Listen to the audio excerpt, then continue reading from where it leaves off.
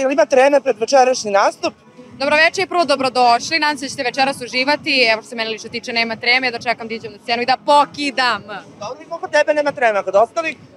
Kod mene isto takođe nema, jedva smo čekali ovo veliko finale da pokažemo šta smo to sve spremili, tako da kod mene uopšte nema treme.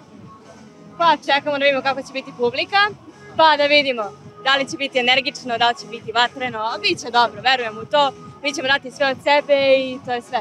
Posle ovolikih koncerata stvarno nema mjesta tremi, mi smo došli ovdje da damo sve od sebe, da pokažemo ono najbolje za sam kraj festivala, tako da uživat ćete 100%. Vi ste se nekako međusobno svi saživeli jedni sa drugima, kako će biti nakon ove poslednje stanice, ćete nedostajati jedni drugima ili ćete se viđati, kako će? Pa razmislit ću kao. Biće ona pjesma, noće se rastajemo svi. A mislim da nam treba malo odmora, da se malo distanciramo. Ne, mogu da kažem, nema svađi, nema ničega, nego prosto smo umorni od svih probi, juče smo bili ovde do 3 ujutru, mrtvi smo, ali eto, u nedelju odmaramo pa ćemo od ponedeljka zdravlja Bože ponovo da se gledamo. Ali dobro, ja moram da kažem da kada se malo odmorimo, mi smo već spremili neka zajednička putovanja, tako da nastavit ćemo druženje sigurno.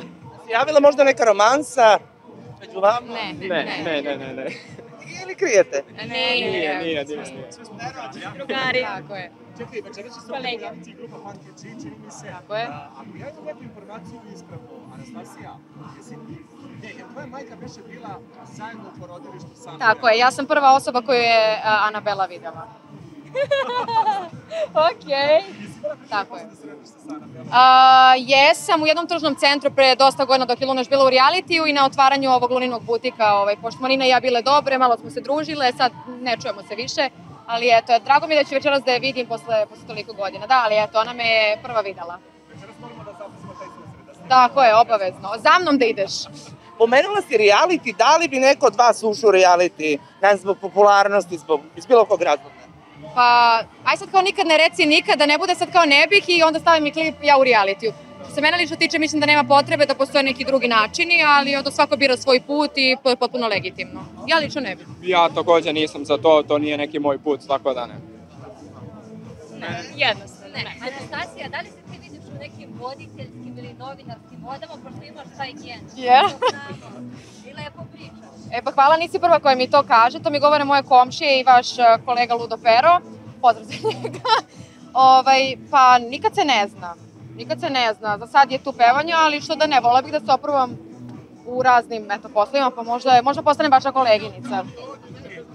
Ajde mi recimo momci odgovore, pošto znamo da je na stradi puno skandala i svi su spremni na sve da bi bili u centru pažnje. Šta biste vi uradili kada bi vam recimo, kada bi Boki 13 javno rekao da ste mu vi ukrali haljinu iz garderobera? Na nekom recimo snimanju ili... Evo. Stvarno, kako bi mu odgovorio? Ja apsolutno ne bih ništa odgovorio, mislim generalno nisam neko ko bi pravio skandal na javnoj sceni, stvarno negdje smatram da ono čime želim ja konkretno se izdvojim jeste scenski nastup, ono što pokazujem na samoj sceni, dobar glas, dobar stas, dobar pokret, tako da negdje se vodim time da ono što ja nosim ovdje niko ne može da mi uzme i to je ono čime želim da se istaknem na sceni. Ali čekaj, Boki te optužio pred medijima. Pa dobro, šta ćemo sad? Pa svaki pravda, znači da kažeš ne, nisam ja, ti optužio da si lopov. Ma ja se ne pravdam bre nikome. Samo Bogu. Pa takođe, negirao bih to i ne bih pravio neku dramu jer ne želim da to bude put kojim ću ja graditi karijeru, tako da mislim da nema potrebe sa tim. Bravo kolege. Sada možete recimo da birate da se takmičite na primjer u nekom drugom muzičkom takmičenju, recimo Zvezde Grande ili Pikove Zvezde. Šta biste odabrali? Koji vam je žiri interesantniji i koga biste odabrali od mentora? Ja iskreno ni ne znam, ja pola stvari nisam ispratio zašto mi smo svaki dan, bukvalno pripreme, non stop. Seki ili Jeki? Ja ne bih išla više ni na kakva takmičenja, mislim da je dosta. Tako je, mislim da smo svi imamo iskustva s nekim takmičenjima, tako da eto, mislim da je ovo idealan početak naše karijere i da pokažemo šta smo to spremili svih ovih godina. Ali koga biste izabrali za mentora, Cecu ili Etu, kad biste Etu morali? Ko je vama onako da kažem? Meni približnije senzibilitetu je Jelena Krleuša, volim te energične nastupe i to, ali Ceca kao pevačica, mislim, nema i ravne. Pa da, to je jasno.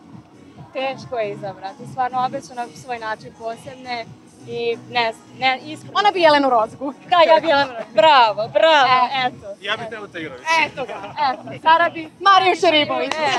Rešili smo sve. Sve smo pokrili. Sa koliko godina bi ušli u solo karijeru, recimo, Koje su to godine za solo karijeru? Pa mislim da je ovo idealno neko vreme 20. Mislim, svi smo završili, evo Sara još srednja škola, ali završna je godina, tako da mislim da je to neko idealno vreme, da se upiše fakultet, pa da se gura jedno i drugo, jer eto, zlu ne trebalo. Deca, upišite fakultete, jer mama gleda, ponosna je. Singinic je rekao da u fazonu ne treba vam knjiga kao ako imate to nešto. Jel se slažete sa tim? Mislim da je znanje uvek korisno. Da, nikad se ne zna, bukvalno se nikad ne zna. Sutra nisi, nikad ne znaš šta će ti zatrebati. Sve u svemu može i sa strane nešto da bude, što da ne, ba posla, sve može da se počne, kad se hoće sve se može. Bravo! Hvala puno. Hvala vam.